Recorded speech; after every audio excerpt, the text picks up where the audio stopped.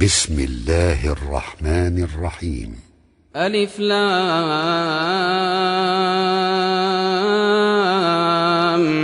ميم. غلبت الروم في أدنى الأرض وهم من بعد غلبهم سيغلبون في بضع سنين. لله الأمر من قبل ومن بعد، ويومئذ يفرح المؤمنون بنصر الله ينصر من يشاء وهو العزيز الرحيم. وعد الله لا يخلف الله وعده ولكن أكثر الناس لا يعلمون ظاهرا من الحياة الدنيا وهم عن الآخرة هم غافلون. أولم يتفكروا في أنفسهم ما خلق الله السماوات والأرض وما بينهما إلا بالحق وأجل مسمى وإن كثيرا من الناس بلقاء ربهم لكافرون. أولم يسيروا في الأرض فينظروا كيف كان عاقبة الذين من قبلهم كانوا أشد منهم قوة وأثاروا الأرض وعمروها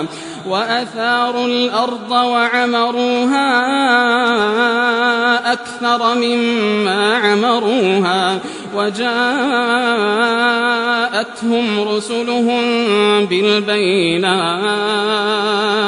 فما كان الله ليظلمهم ولكن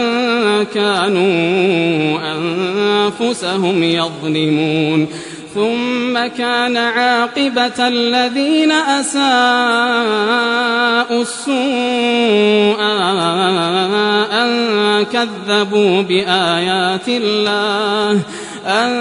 كذبوا بآيات الله وكانوا بها يستهزئون. الله يبدأ الخلق ثم يعيده ثم إليه ترجعون. ويوم تقوم الساعة يبلس المجرمون ولم يكن لهم من شركائهم شفعاء وكانوا بشركائهم كافرين. ويوم تقوم الساعة يومئذ يتفرقون. فأما الذين آمنوا وعملوا الصالحات فهم في روضة يحبرون. وأما الذين كفروا وكذبوا بآياتنا ولقاء الآخرة فأولئك في العذاب محضرون. فسبحان الله حين تمسون وحين تصبحون وله الحمد في السماوات والأرض وعشيا وحين تظهرون. يخرج الحي من الميت ويخرج الميت من الحي ويحيي الأرض بعد موتها وكذلك تخرجون. ومن آياته أن خلقكم من تراب ثم إذا أنتم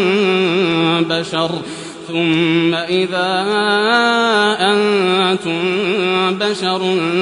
تنتشرون. ومن آياته أن خلق لكم من أنفسكم أزواجا لتسكنوا إليها وجعل بينكم مودة ورحمة إن في ذلك لآيات لقوم يتفكرون ومن آياته خلق السماوات والأرض واختلاف ألسنتكم وألوانكم إن في ذلك لآيات للعالمين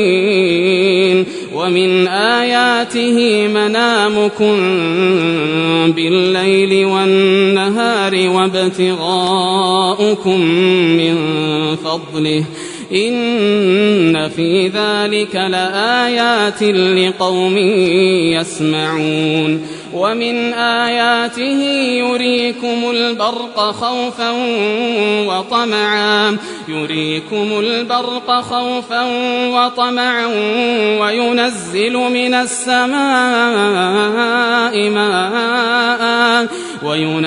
من السماء ماء فيحيي به الأرض بعد موتها إن في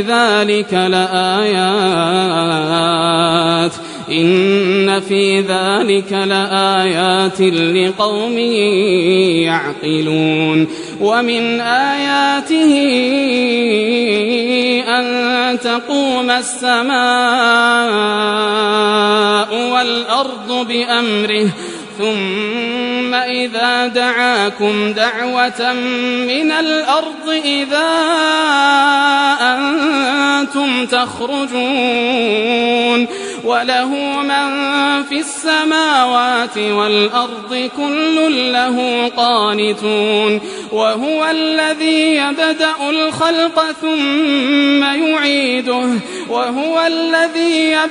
الخلق ثم يعيده وهو أهون عليه وله المثل الأعلى في السماوات والأرض وهو العزيز الحكيم ضرب لكم مثلا من أنفسكم هل لكم مما ملكت أيمانكم من شركاء فيما رزقناكم فأنتم فيه سواء تخافونهم كخيفتكم أنفسكم كذلك نفصل الآيات لقوم يعقلون بل اتبع الذين ظلموا أهواءهم بغير علم فمن يهدي من أضل الله وما لهم من ناصرين فأقم وجهك للدين حنيفا فطرة الله التي فطر الناس عليها لا تبديل لخلق الله ذلك الدين القيم ولكن أكثر الناس لا يعلمون منيبين إليه واتقوه وأقيموا الصلاة ولا تكونوا من المشركين من الذين فرقوا دينهم وكانوا شيعا كل حزب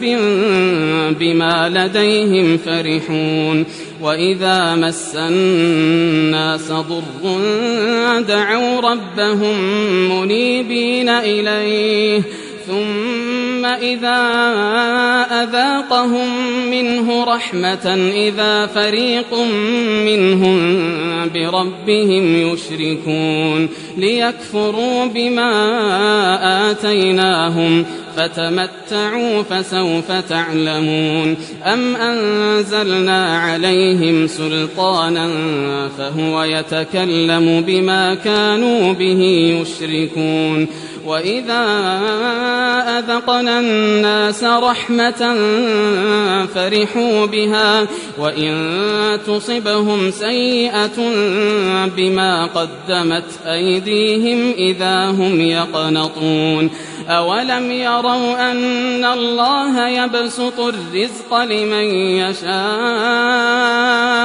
ويقدر إن في ذلك لآيات لقوم يؤمنون فآت ذا القربى حقه والمسكين وابن السبيل ذلك خير للذين يريدون وجه الله وأولئك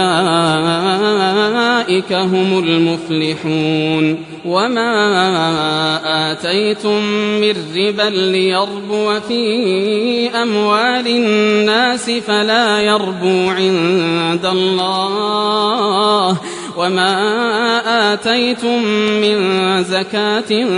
تريدون وجه الله